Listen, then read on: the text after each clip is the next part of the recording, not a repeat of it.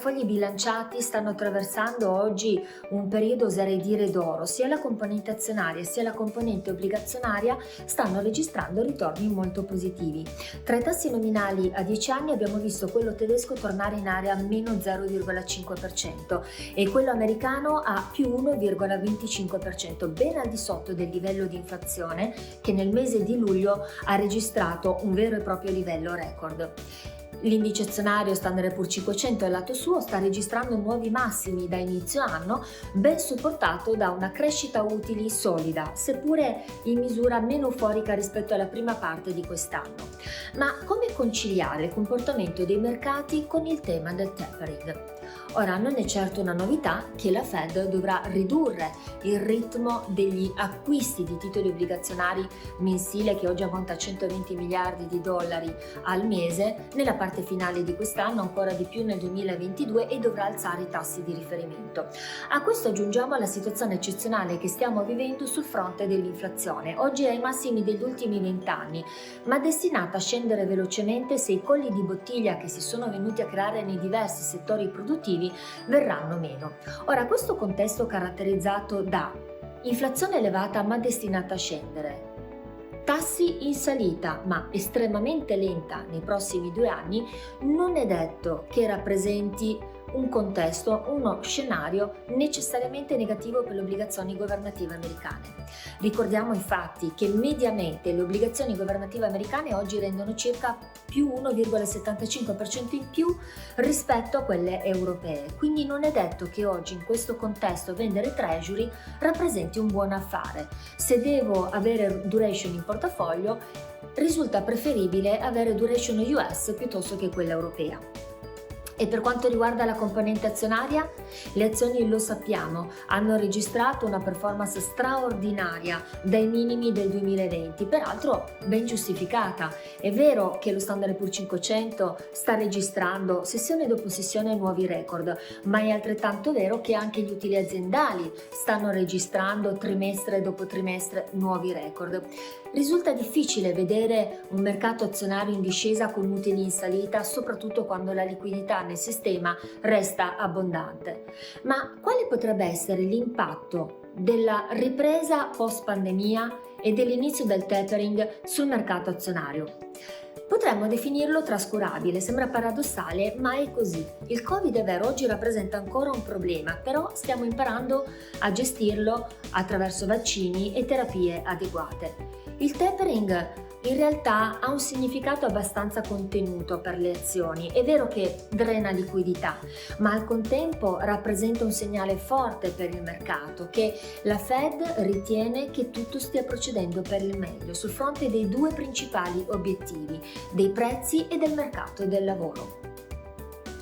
Di conseguenza, in questo contesto, tapering significa tranquillità e ciclo economico sulla retta via. Al momento possiamo escludere che la Fed procederà in misura troppo aggressiva con il tapering, non ha alcuna ragione per farlo. Tasterà il terreno e aumenterà in misura progressiva il tapering, passando prima di tutto dalla comunicazione e solo dopo ai fatti. Ma in questo contesto quali sono le azioni e o i settori da preferire?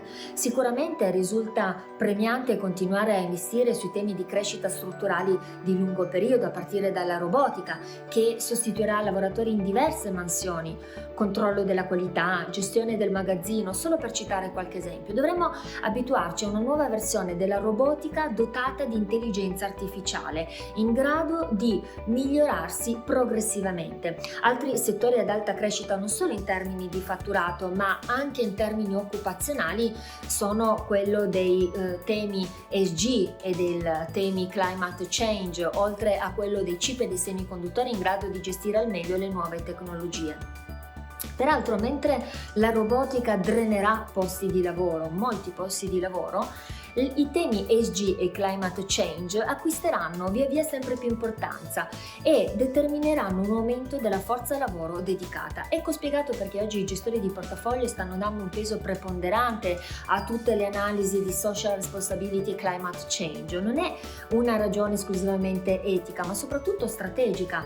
Queste aziende, definite in gergo finanziario articolo 8 e articolo 9, avranno con ogni probabilità la possibilità di crescere in misura maggiore rispetto alle aziende che oggi non stanno affrontando questi temi correttamente. Certo, i titoli growth legati a questi temi saranno cari, ma questo non significa che saranno da evitare, anzi, con ogni probabilità, con il passare degli anni, le aziende, tra virgolette, vecchie, che non riusciranno a rinnovarsi, potrebbero diventare sempre più a sconto, sempre più cheap, mentre le aziende che saranno in grado di stare al passo con i nuovi trend potrebbero diventare sempre più care. Invece, quali considerazioni possiamo fare a livello di area geografica? Qui il tema non è particolarmente semplice, soprattutto quest'anno che sta vedendo una performance tra le varie aree geografiche veramente differente. Benissimo US ed Europa, meno bene Giappone e paesi emergenti. Sicuramente la decisione della governance cinese di accentrare maggiormente rispetto al passato i poteri e le azioni volte a ridurre drasticamente e significativamente le sperequazioni sociali stanno creando apprensione e nervosismo sui mercati. È vero però che se nel breve termine questi fattori potrebbero causare ancora ulteriore nervosismo sui mercati, è altrettanto vero che nel medio-lungo periodo i mercati dovrebbero innervosirsi in misura non eccessiva. Questo perché l'obiettivo della governance cinese non è quello di ridurre la crescita, ma di renderla più stabile e più bilanciata attraverso una redistribuzione della ricchezza e creando una classe media numericamente sempre più importante e più prospera. Sicuramente, se il governo cinese riuscirà nel suo intento, le azioni potrebbero trarre beneficio sia in termini di crescita utili che di multipli.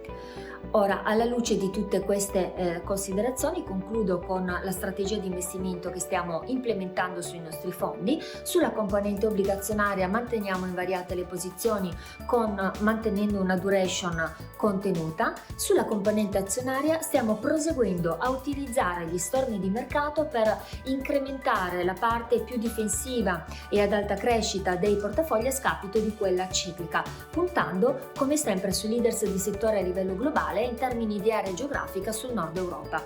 Io vi ringrazio molto per l'attenzione e vi aspetto al prossimo appuntamento di strategia.